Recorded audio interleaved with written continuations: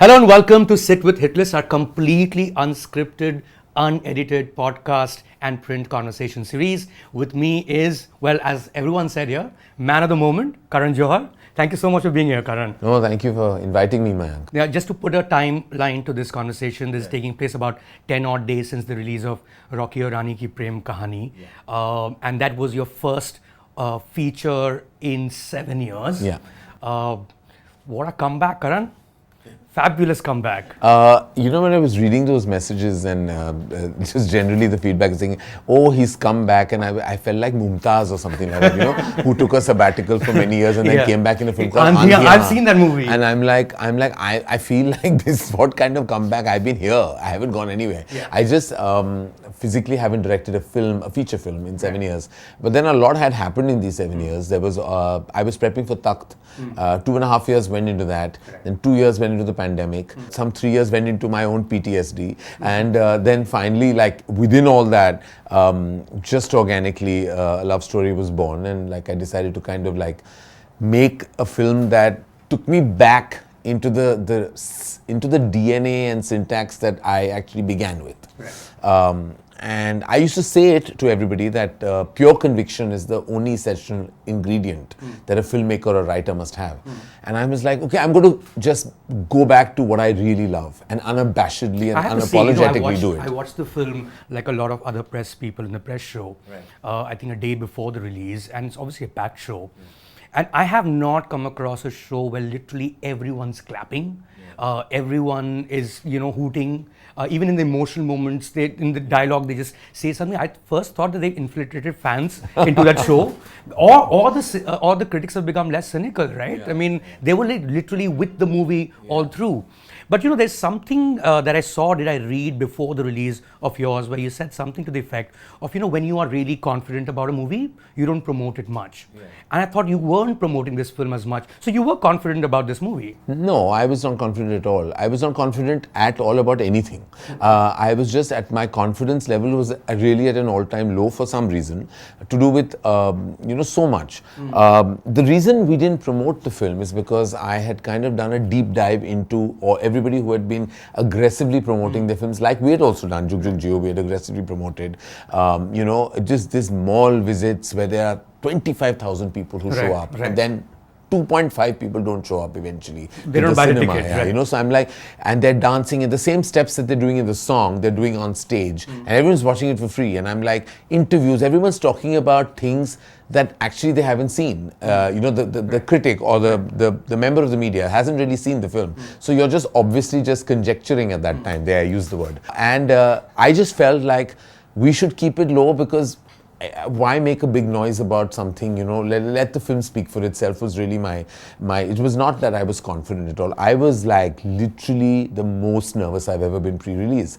I don't think I've ever been this stressed. And I tried to analyze it and psychoanalyze it and even speak to my psychologist about it. And I was like, why am I going through this internal trauma? And then she said, I think you have a late reaction to stuff that's happened in your life. And then also there's been a 7-year gap. You're also older, And you're also going back to something you've done before. And also, so you want to know is that, like, I remember when Kabhi Khushi Kabhie Gham released in the year of Lagan and Gaddar and Dil Chahta Hai, Kabhi Khushi landed and the end of the year, and everyone said, oh my God, cinema's moved on, and what is this? Old wine, new bottle. And I was like, I was hoping that wouldn't be the reaction, though I knew that there were elements in the film that were updated and contemporary in its own way, but I was very stressed. So there was no confidence, there was a low self-esteem, actually, weirdly, that I felt prior to the release. Obviously, they would have pulled off anything. It's incredible. The casting to begin with, right?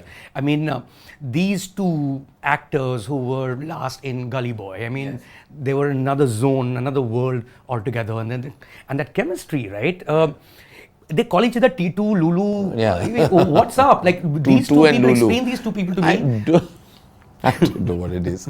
Tutu Lulu started on Gully Boy. I don't know how this Tutu and Lulu started. I think the origin is related to Zoya Akhtar, but it's something to do with, and now they do call Tutu and Lulu, which are anyway kind of pet names. They made that also into a pet name. It goes into Tuts and Luls now. It's like a pet name has a pet name also. So listen, they're buddies. Right. They're buddies. They get along famously as friends. And I believe two friends always translate on screen as great on-screen chemistry. Like Shah Rukh and Kajol Kajol are buddies, they're friends. Ranveer and Alia are great buddies. They chat, like when we used to sit down and chat, like we used to call it a kitty party because the three of us just sit feet up talking absolute rubbish about everything else in the world after the film, like we were done the shoot. And we were kind of a gang, and they, I know, were very, very close. So I think the chemistry comes from the familiarity of friendship. Right. Much more than, I feel Much like more than romantic interests. romantic couples or married couples. So I think they're so comfortable that they try to hide it in some weird way so that it doesn't look too much. I don't know what it is. Right. So whenever I've seen real life couples really on screen, I felt, no. Not working out. No, but like these two are just fire. You put them together in a screen in a moment on set.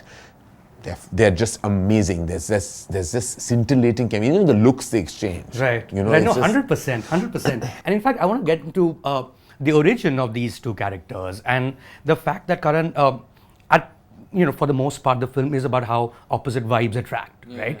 And all our lives we've met couples with ये दोनों कैसे साथ में यार? Like even in Bollywood, for instance, right?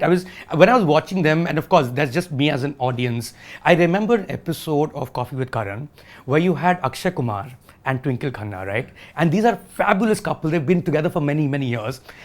And I think Twinkle Khanna said on your show that it really started as a fling. Yeah. And then developed into this amazing relationship. And literally, one is the hardcore Dildar Punjabi Munda, and the other one's a more literary type. Did you get inspired by these two? No. Okay. Maybe subconsciously. And I know what you mean because they have a tremendous friendship and a marriage, and actually, like there's a lot when I've had dinners with them and meals with them. I've hung out with them, and there's a terrific kind of comfort in their camaraderie. He finds her hilarious. She finds him hilarious for different reasons. Yeah. So I felt it wasn't impossible for people who come from two different demographics of society, two stratas, to actually find love. It's like we put ourselves in boxes mostly. Like when we want to find a relationship, we're actually finding them in the places we're comfortable with. Right. But tomorrow you could fall in love with somebody anywhere.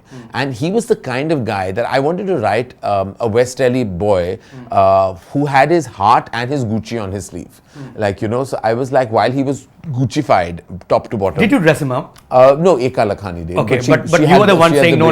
And this. So everybody said that, oh, has he worn your clothes? So I was like, no, that wouldn't fit him, but like it would be too oversized. But like in the sense that I got that space of fashion, because if you meet a lot of the boys, who have the wealth and have met with sometimes new wealth, and they're all at Emporio Mall shopping, and they love the brand, so they like to show it. Like, they like the Gucci to be shown, So I felt like he was a brand whore, so to say. And like he was like really like into wearing all kinds of brands. But that was not all he was about. Like, he was really this great guy who had great like friendships, and all like heart, he was all heart from the beginning. And she was the polarized opposite. She came from a family of intellectuals, professionals, and for her he just seemed like an exotic dish, initially, that she was like, hey, this is kind of sexy in its own way, but I'd never be able to settle down with a man like this. But then, she says in one scene, pre-interview, she says, but kya karti, dil aa gaya beech mein. Like that means that all the intelligence went out of the window, all the pragmatism went out of the window, and then love kicks in, yaar. You don't know when that happens. Is this your first feature film which is shot in India? Yes. It is, right? Yes. And is this, and I think it feels like one, it is the funniest film you made. Isn't this the funniest, funny, I think like so. LOL funny movie you made? I think, that's what we also all said. I mean, there were funny moments in all other movies, but this one is funny up to a point, like up to a large point of the film, it's funny, and then it's funny even after. But I mean, would you consider comedy in a genre-wise? Like, I don't know what to call it. Like, people say is it a fam-com? I said it's not a rom-com, it's a fam-com. Fam-dram-com. Fam-dram, rom-com, whatever it is. It's like a mixture of many things. Subscribe to Midday India. Get direct notifications on all our videos by clicking on the bell icon.